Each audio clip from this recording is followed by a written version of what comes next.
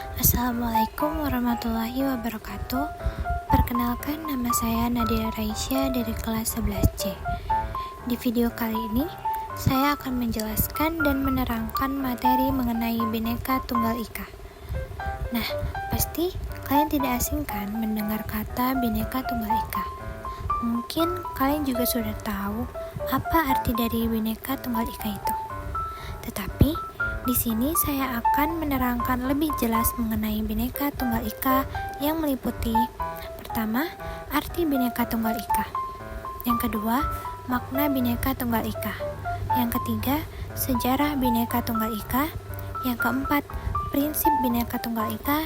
Dan yang kelima, sumber Bhinneka Tunggal Ika. Nah, kita masuk ke arti Bhinneka Tunggal Ika. Arti semboyan Bhinneka Tunggal Ika apabila diterjemahkan kata demi kata, maka kata Bhinneka artinya beraneka ragam, kata tunggal artinya satu, dan kata Ika artinya itu. Sehingga Bhinneka Tunggal Ika artinya beraneka ragam itu satu. Atau arti Bhinneka Tunggal Ika adalah berbeda-beda tetapi tetap satu juga. Selanjutnya, makna Bhinneka Tunggal Ika. Bangsa Indonesia menyadari bahwa keragaman, baik suatu bangsa, agama, ras antar golongan, bukan merupakan unsur pemecah, melainkan faktor potensi atau modal terbentuknya persatuan dan kesatuan Indonesia. Bangsa Indonesia menyadari bahwa semboyan Bhinneka Tunggal Ika mendorong lahirnya persatuan dan kesatuan Indonesia yang semakin kokoh karena pengalaman sejarah bahwa semangat kedaerahan hanya akan memecah belah bangsa Indonesia sehingga mudah dikuasai oleh bangsa lain. Bangsa Indonesia menyadari bahwa di tengah arus globalisasi yang sangat cepat dan terjadinya percampuran budaya diperlukan penyaringan agar persatuan dan kesatuan bangsa tetap utuh dan semangat berbeda, tetapi tetap satu atau Bhinneka Tunggal Ika. Bangsa Indonesia menyadari sepenuhnya bahwa Bhinneka Tunggal Ika merupakan salah satu pilar selain Undang-Undang Dasar Negara Republik Indonesia tahun 1945 dan NKRI demi kokohnya kehidupan bangsa dan negara. Selanjutnya, yang ketiga, sejarah Bhinneka Tunggal Ika. Sejarah semboyan Bhinneka Tunggal Ika dirumuskan oleh para pendiri bangsa jauh sebelum Indonesia merdeka.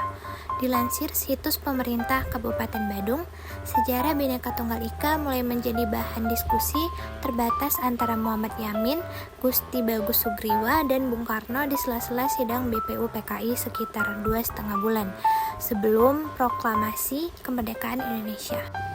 Setelah beberapa tahun kemudian, semboyan Bhinneka Tunggal Ika dimasukkan ke dalam rancangan Lambang Negara Republik Indonesia dalam bentuk burung Garuda Pancasila. Lambang Negara Garuda Pancasila itu dirancang oleh Sultan Hamid II dari Pontianak. Lambang Negara Garuda Pancasila dan semboyan Bhinneka Tunggal Ika secara resmi digunakan pada tanggal 11 Februari 1950 dalam sidang Kabinet Republik Indonesia Serikat. Selanjutnya, Lambang Negara Garuda Pancasila beserta semboyan Bhinneka Tunggal Ika diperkenalkan pada tanggal 17 Agustus 1950. Selanjutnya, yang keempat ada prinsip Bhinneka Tunggal Ika. Yang pertama, common denominator.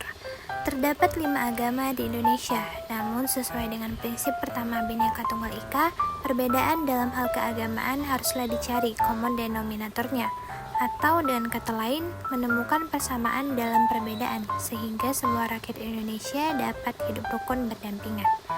Yang kedua, tidak sektarian dan inklusif. Tidak sektarian dan inklusif maksudnya, dalam kehidupan berbangsa dan bernegara, setiap rakyat Indonesia tidak dibenarkan untuk menganggap bahwa diri atau kelompoknya sebagai yang paling benar dibanding orang atau kelompok lain. Yang ketiga, tidak formalistis. Bhinneka Tunggal Ika sifatnya universal dan menyeluruh. Hal ini dilandasi oleh adanya rasa cinta mencintai, rasa hormat menghormati, saling percaya mempercayai, dan saling rukun antar sesama. Dengan cara tersebutlah keanekaragaman kemudian dapat disatukan dalam bingkai keindonesiaan. Yang keempat, bersikap konvergen. Bersifat konvergen maksudnya segala keanekaragaman bukan untuk dibesar-besarkan, tetapi harus dicari titik temu yang dapat membuat segala kepentingan bertemu di tengah. Hal ini dapat dicapai jika terdapat sikap toleran, saling percaya, rukun, non-sektarian, dan inklusif di antara masyarakat. Selanjutnya, yang terakhir, sumber Bhinneka Tunggal Ika. Sumber Bhinneka Tunggal Ika dari kitab Sutasoma. Dalam Sutasoma, istilah Bhinneka Tunggal Ika tertulis pada pupuh 139 bait 5. Dengan terjemahan, konon Buddha dan Siwa merupakan dua zat yang berbeda. Mereka memang berbeda, tetapi bagaimana bisa dikenali? Sebab kebenaran Jina atau Buddha dan Siwa adalah tunggal. Terpecah belahlah itu, tetapi tetap satu jua.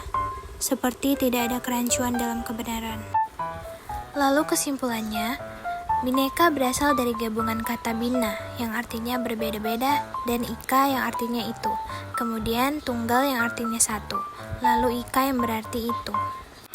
Sekian penjelasan materi Bhinneka Tunggal Ika dari saya. Mohon maaf jika ada pelafalan kata yang salah. Wassalamualaikum warahmatullahi wabarakatuh.